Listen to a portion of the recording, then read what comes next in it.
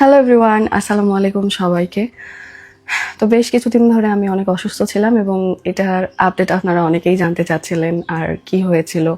যদিও আমি একটা ভিডিওতে বলেছি, তবুও ভাবলাম একটা ভিডিওতে ক্লিয়ার করে দিই। অনেকের অনেক রকম প্রশ্ন আছে এবং অসুস্থতার কারণে আমি খুব একটা সোশ্যাল মিডিয়াতে আসতে পারি নাই। তো আজকে দেখলাম যে অনেকে অনেক রকম নিউজ করেছেন, যে নিউজগুলো আসলে অনেকগুলোই ফেক, মানে সত্যতা নাই। অনেকে অনেক রকম কমেন্ট করেছেন, তো চেষ্টা করব আসলে একটা একটা করে ক্লিয়ার করে দেওয়ার। তো ভিডিও শুরু করার আগেই আমি অনেক বেশি কৃতজ্ঞতা জানাচ্ছি যারা আমার এই অসুস্থতার কথা শুনে অনেক চিন্তা করেছেন, আমার জন্য দোয়া করেছেন, মন থেকে অনেক ভালোবাসা জানিয়েছেন। তাদের জন্য আসলে অনেক অনেক ভালোবাসা। আমার অসুস্থতার বিষয়টা নিয়ে কি হয়েছিল, আমার খুব বেশি শরীর খারাপ করছিল এবং আমার ঠান্ডা জ্বর কাশি একসাথে হয়েছিল। আর জ্বর কোনোভাবেই 102-103-এর নিচে নামতেছিল না। এইটা সারা রাত কন্টিনিউ হওয়ার পরে সকাল ভোরবেলা থেকে আমার 31 মার্চ মানে ভোরবেলা থেকে আমার শ্বাসকষ্ট শুরু হয়ে যায়। তো এইটার কারণে ইমিডিয়েটলি আমাকে হসপিটালে অ্যাডমিট করতে হয়। তো এটা হলো বারিন্দ মেডিকেল কলেজ হসপিটাল, আমাদের ওইখানে ট্রিটমেন্ট চলতেছিল। টাইফয়েড মানে বলেছিল তারা। আর এটা একটা টাইফাস ভাইরাস থেকে হয়েছিল। এটা ধুলাবালি, রোদ, এগুলোর থেকে, ময়লা থেকে বা বাইরের খাবার থেকে হয়। তো সাবধান করে দিয়েছে এবং আমার মনে হয় এটা আপনারাও একটু সাবধান থাকবেন, তাহলেই ভালো। তো এবার আসি শুরু থেকে। আপনাদের অনেক প্রশ্নগুলো ছিল যে কম্বল দিয়ে আমাকে মুড়ি দিয়ে রেখেছিল, এটা নিয়ে আপনারা অনেকেই ভয় পেয়েছেন। এটা আসলে আমার যখন ওইখানে নিয়ে যাওয়া হয়েছিল তখন আমার কাঁপুনি, জ্বর উঠেছিল, যার কারণে কম্বল দিয়ে ওইভাবে মুড়ি দিয়ে রেখেছিল এবং অক্সিজেন দিয়ে রেখেছিল। আর সেকেন্ডলি আমাকে অনেকেই বলেছেন যে এত টাকা কামাই করি তারপরেও কেন একটা ভালো হসপিটালে বা ভালো একটা জায়গাতে শিফট করা হয় নাই। আমরা এসি কেবিনেই আমাদের নিয়ে যাওয়া হয়েছিল, বাট ফার্স্টে যখন আপনি হসপিটালে যাবেন তখন আপনাকে সরাসরি কোনো ওইরকম ভিআইপি জায়গাতে নিয়ে যাবে না। আর যাই হোক, এটা গেল, সেটা সরকারি হোক আর যেখানেই হোক, এটা অ্যাবিলিটির উপর ডিপেন্ড করে না, এটা আপনার ডিপেন্ড করে আপনার প্রবলেমের উপর। সব প্রবলেমের চিকিৎসা প্রাইভেট হসপিটালে আসলে করে না। তো এটা কমন সেন্সের একটা বিষয়। সেকেন্ডলি আপনাদের কোয়েশ্চেন ছিল যে আমাকে কেউ দেখতে যায় নাই বা আমার ফ্যামিলি আমার পাশে থাকে নাই। কে বলেছে? আপনারা কি কেউ দেখেছেন যে আমার ফ্যামিলি ছিল কি ছিল না? কে ছিল আমার পাশে? তাহলে আপনারা ছিলেন। এখন থেকে 3 বছর আগের একটা ভিডিও বা পিকচার নিয়ে এসে আপনারা এখন মিলাচ্ছেন যে সে ছিল, হ্যাঁ, আর এখন নেই। এটা কেমন কথা? সে ছিল, ভিডিও করেছে, দেখাইছে, দেখতে পেয়েছেন, এবং সে ছিল, কৃতজ্ঞতা জানাইছি, জানাবো, এবং সারা জীবন এটা মনে থাকবে। হ্যাঁ, আমার কথা হয়তো কারো মনে থাকবে না, ওইরকম আমিও থেকেছি, ওইরকম ওই মানুষগুলোর পাশে বা অনেক মানুষের পাশে আমিও থেকেছি। যাই হোক, এই কথাগুলো বারবার তুলতে খুব বাজে লাগে। আমার ফ্যামিলির সবাই ছিল, আগেও ছিল, ওই 3 বছর আগেও ছিল, 2 বছর আগেও ছিল, সারা জীবন ছিল, জন্মের পর থেকে ফ্যামিলি ছিল, স্টিল এখনো আছে। এবং এখন তো আরো একটা ফ্যামিলি অ্যাড হয়েছে, আমার শ্বশুরবাড়ির লোকজন, তারাও ছিল। আপনারা একটু খোঁজ নিয়ে দেখবেন যে আমরা হচ্ছিল মেডিসিন বিভাগের এসি কেবিনে 4 নাম্বারে ছিলাম।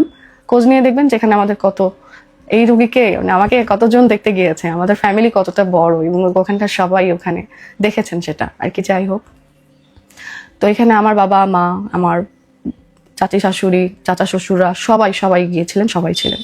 এর বাইরে দেখলাম আপনারা অনেকে বলছেন আলামিন যায়নি বা অন্য কেউ যায় নাই, তাদেরকে নিয়েও অনেক কথা বলেছেন। খারাপ লাগলো আমার বিষয়টা। আমি তো আর কিছু মানুষের মতো এত অকৃতজ্ঞ না যে আমার বিপদে কেউ পাশে থাকলে আমি তাদের নাম নিব না। এটা আমি অবশ্যই নিব, কেন নিব না?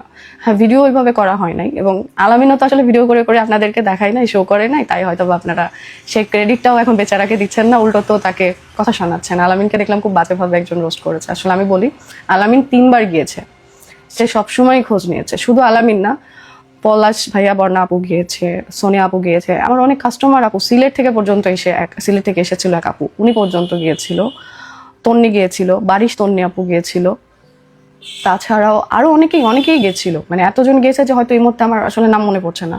সোহান গিয়েছিল, তারপরে আলহামদুলিল্লাহ যারা গিয়েছিল, আকাশ গিয়েছিল।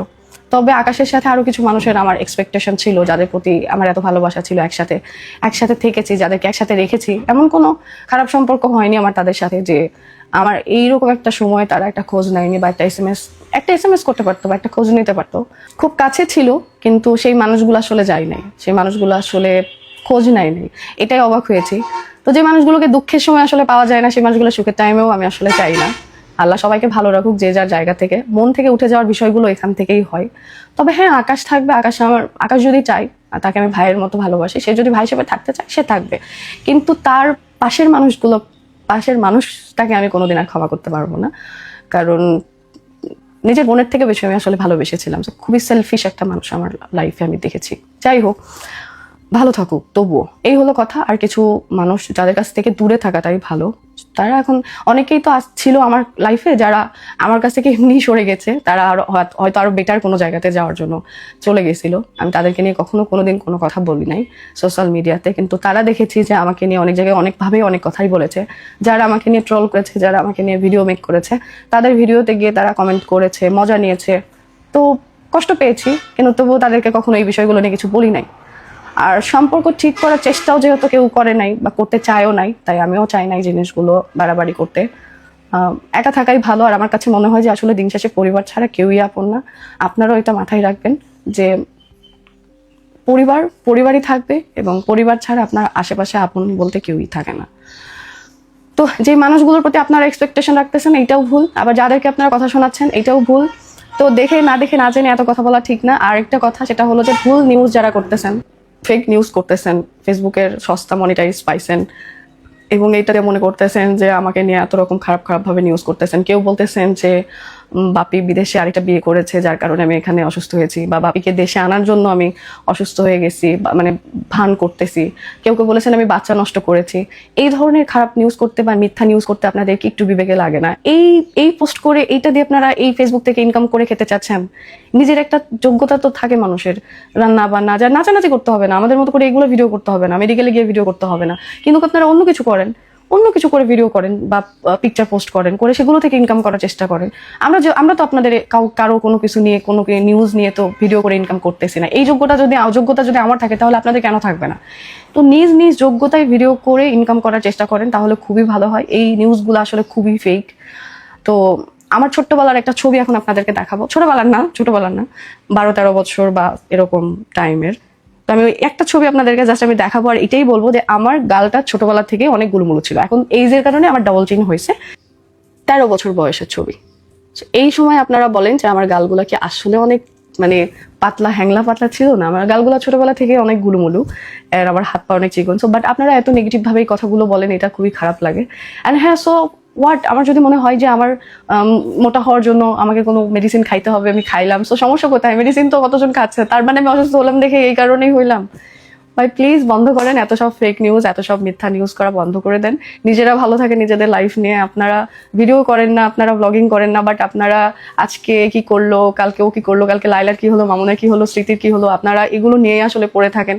এই সময়গুলো অপচয় না করে আপনারা যদি ইনকাম করতেই চান ফেসবুক থেকে, তাহলে আরো অনেক কিছু আছে, অনেক ওয়ে আছে, সেগুলো থেকে করেন। আর যদি না করতে চান, ডাক্তারি, ইঞ্জিনিয়ারিং, আরো অনেক কিছু আছে, সেগুলোতে পড়াশোনা করেন। তাও যদি করতে না চান, স্বামী, সংসার, বাচ্চা কাচ্চা নিয়ে লাইফটাকে একটু ভালো করে এনজয় করেন। সো খারাপ কথা বলে আসলে নিজেও না হ্যাপি থাকতে পারবেন, না কোনো মানুষের কাছে ভালো হতে পারবেন। সো ধন্যবাদ সবাইকে, ভালো থাকবেন।